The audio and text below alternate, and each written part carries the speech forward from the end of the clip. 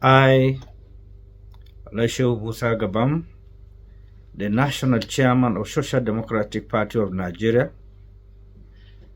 on behalf of the National Working Committee of the party, on behalf of the State Chairman of the party, on behalf of our entire members, friends, sympathizers, and well-wishers, we want to share and felicitate with our brothers and sisters in celebrating Christmas on the 25th of this month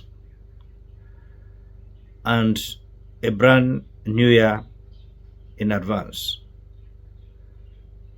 I want to thank all of you for your patience, for your commitment, for your dedication to your country, given the difficult situation that we are today. We are all aware how complicated and difficult life has been. The cost of foodstuff have skyrocketed. The cost of transportation have gone very high. Families are finding it very difficult to feed and maintain the basic necessities of life. Families are finding it difficult to sleep with their two eyes closed because of insecurity. But we also know that this is the only country we have.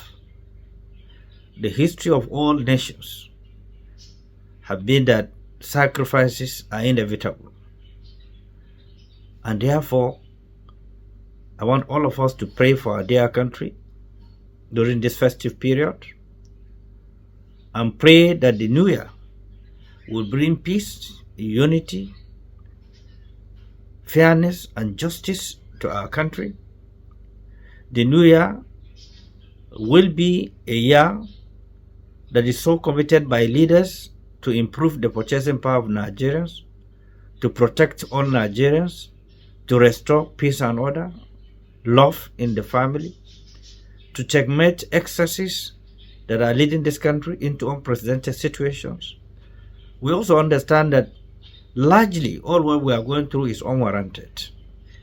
All government over the world that are committed to the welfare of its citizens will do everything humanly possible to bring succor to the citizens.